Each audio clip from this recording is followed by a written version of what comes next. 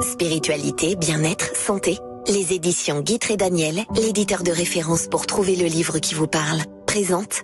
Sud Radio, c'est votre avenir, 16h-17h, avec Marie.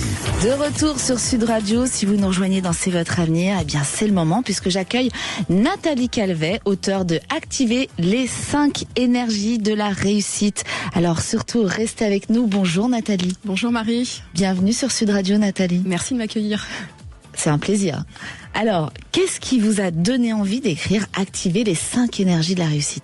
Alors j'avais vraiment envie de partager en fait mon parcours d'agent d'artiste à expert en sciences taoïstes, donc en feng shui et en astrologie chinoise. Et voilà tout le déroulement en fait d'une partie de ma vie. Ça vous a aidé le feng shui et tout ça dans votre métier d'agent d'artiste ou c'est... Alors l'astrologie m'avait beaucoup aidé. Ouais. Parce que en fait c'est vraiment une vision, en fait, une compréhension de l'âme humaine, donc de comprendre pourquoi certaines personnes s'entendent, certaines personnes ont du mal à s'entendre, pourquoi à certains moments en fait certaines personnes sont attirées entre elles, et puis à certains moments. Ah, c'est intéressant ça. Clash, c'est plus compliqué. Et oui. Le même signe astrologique qui peut s'entendre ou pas ? Alors en fait on a 4 signes astrologiques. Ah oui. Et oui. Astrologie chinoise. Ah oui, mais bien sûr. Donc c'est un grand assemblage. Et alors, que représentent ces 5 énergies et comment s'articulent-elles entre elles ?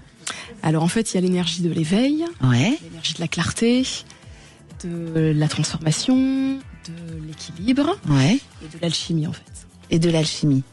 Et alors, on trouve dans le sommaire les titres comme Un coup de tonnerre dans ma vie ou Un emménagement feng shui inattendu. Quelle place jouent ces expériences dans votre parcours ? Alors en fait, ça a été vraiment primordial. C'est vraiment la rencontre avec mon emménagement dans un appartement que j'ai adoré. Où je passais la main sur le mur et je me disais, c'est étrange, je sens une énergie que je n'avais jamais ressentie en fait ailleurs, dans aucun autre endroit. Et ça a été vraiment comme un coup de foudre en fait immobilier. Ah oui, mais ça arrive, hein, c'est vrai. Hein. Les énergies, en fait, tout est énergie. Complètement. Tout ce qui nous entoure. Tout. Même un vêtement ? Ah oui. Oui, il nous appelle. Exactement. Ah, c'est incroyable. Et alors, comment la philosophie chinoise et la trinité cosmique s'intègrent-elles dans votre approche à vous ?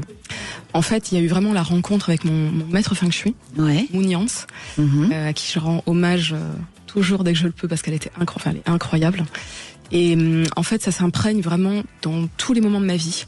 Que ça soit en fait pour prendre des décisions, que ça soit pour conseiller en fait des personnes que j'ai en séance, voilà, ou aussi bien en fait travailler avec des architectes en feng shui. Donc c'est vraiment un ensemble en fait. Vous travaillez avec les architectes aussi ? Oui, beaucoup, oui. Et en quoi l'astrologie chinoise permet-elle, selon vous, de décoder sa destinée ?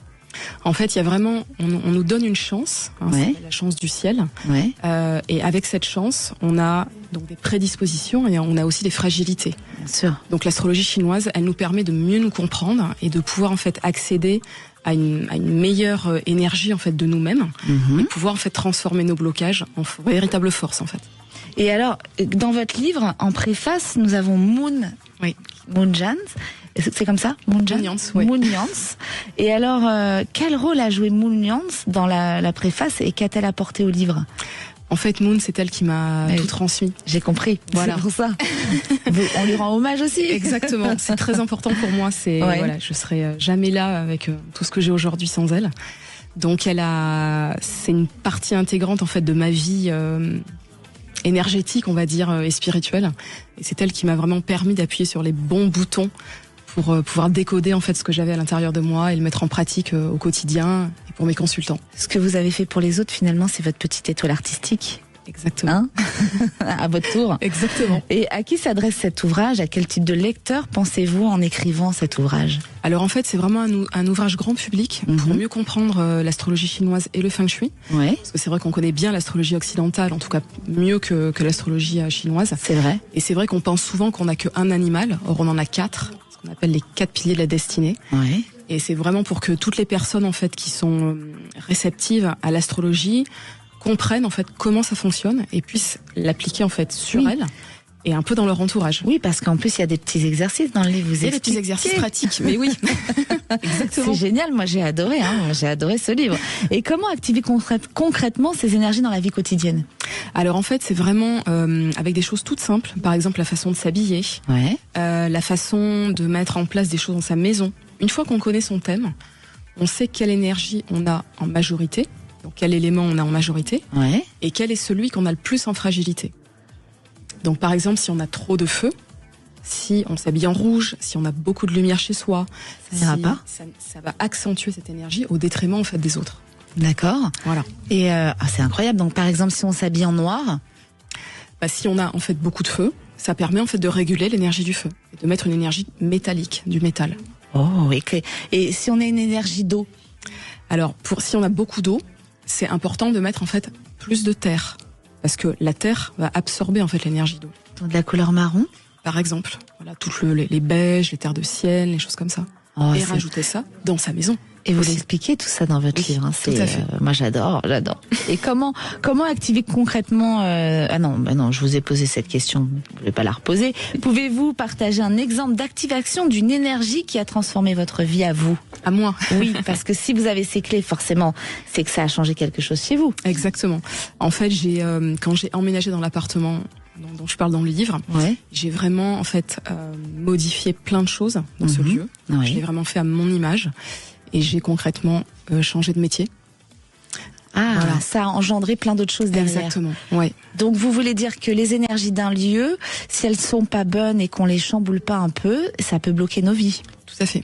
Vous entendez, cher auditeur, vous qui me dites souvent que vos vies sont bloquées. Parfois, il suffit juste de casser quelque chose chez vous ou même un objet, vous le jetez, faire de l'espace. Exactement. C'est comme de l'acupuncture. D'accord. Donc en fait, on repositionne en tant que maître feng shui, on repositionne en fait les éléments aux beaux endroits, et les meubles, et les couleurs, et les textures, et les sons. Et que répondez-vous à ceux qui pensent que ces notions restent trop abstraites pour le monde professionnel ou concret? Alors je réponds en fait que tout est énergie, que au printemps on n'a pas la même énergie qu'en hiver, et que donc forcément il y a des moments où on a la pêche, on a la forme, et d'autres moments où on est très fatigué. Donc dans les lieux professionnels, c'est exactement la même chose en fait. L'énergie, elle s'imprègne de la même façon. Et je travaille beaucoup en fait dans les lieux pro. J'adore faire ça. Oui, parce que l'énergie entre les uns et les autres, elle circule selon ceux qui arrivent avec les énergies de chez eux où c'était le bazar, ou alors ça allait. Donc il y en a qui arrivent de mauvaise humeur, d'autres de bonne humeur. Tout à fait. On trimballe notre petit sac à dos. Comme Dora l'exploratrice. Pareil, tout pareil. C'est la même chose. Et alors comment vous travaillez dans les lieux professionnels comme ça? Et alors qu'est-ce que vous faites? Alors en fait, par exemple, dans des restaurants, je vais faire des constructions en fait, notamment avec des architectes, où je vais positionner ce qui est très important dans les lieux pro. Donc, par exemple la restauration ou aussi dans les maisons, l'énergie de la cuisine. C'est ce qu'on appelle en fait la bouche du chi. Et la bouche du chi, c'est le feu.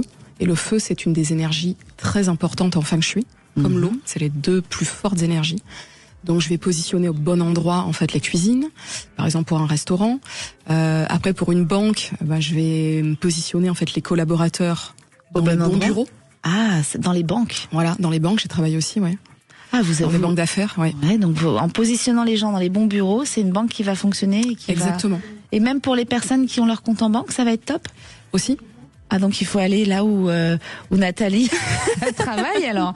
Je donnerai l'adresse en fin d'émission. Radio, je crois qu'on n'a pas gagné au loto, mais presque aujourd'hui. Alors, et qu'est-ce que vous espérez que les lecteurs retiennent ou ressentent après avoir refermé le livre? Qu'en fait, on peut modifier beaucoup de choses avec ce qu'on a déjà à la base. Et vraiment en fait alchimiser, j'adore ce mot, parce que l'alchimie pour moi c'est vraiment en fait l'énergie parfaite en fait de soi, et qu'on peut on a tous des moments compliqués dans la vie, on a tous des moments merveilleux, et du coup c'est vraiment un livre pour transformer le plus de moments en moments merveilleux. Waouh. Et j'ai une autre question. Enfin, si vous deviez résumer, activer les 5 énergies de la réussite en une phrase, quelle serait-elle? C'est dur ça, Ça c'est dur ça. Ah oui, mais j'avais envie d'une petite colle, Nathalie. Allez, on met le top, vous avez 1 seconde. Si vous avez 2 phrases, allez, je vais être gentille. Je dirais vraiment que c'est comprendre qui on est, pour appuyer sur les bons boutons, pour transformer en fait des petites choses toutes simples en soi et à l'extérieur de soi, donc dans sa maison. À l'extérieur de soi, dans sa maison. Dans sa maison et dans son lieu professionnel aussi. Et donc dans les 5 énergies de la réussite, les 5, ce sont lesquelles? Vous pouvez nous répéter les 5 énergies? Alors on a en fait l'énergie de l'éveil, la clarté, l'alignement, la transformation et l'équilibre. Et dans ce livre, on a toutes les clés pour aligner tout ça. Avec tous les exercices pratiques. il y a des exercices, il y a, des petits dessins, on se laisse emporter, on fait les exercices, ça débloque des choses, hein. Oui. Moi, j'ai débloqué une chose, je peux pas vous le dire tout de suite, mais je vous le dirai l'année prochaine. Ce livre, il m'a apporté beaucoup. C'est le livre de Nathalie Calvet, préface de Moon Jans. Faut pas que j'écorche le nom de Moon, parce que sinon, Nathalie, attention, hein. Activer les 5 énergies de la réussite aux éditions Très Daniel. Et alors, une question encore. C'est ma dernière. Avec plaisir. Quel lien faites-vous entre espace de vie Feng Shui et réussite personnelle? Alors en fait, la maison, c'est vraiment nous. C'est-à-dire tous nos organes, toutes nos émotions. Oui. Par exemple, le bois va être lié au foie. Ah. Donc si on a beaucoup de colère, on va certainement charger une partie de sa maison qui est reliée en fait à cette énergie du foie et de la colère.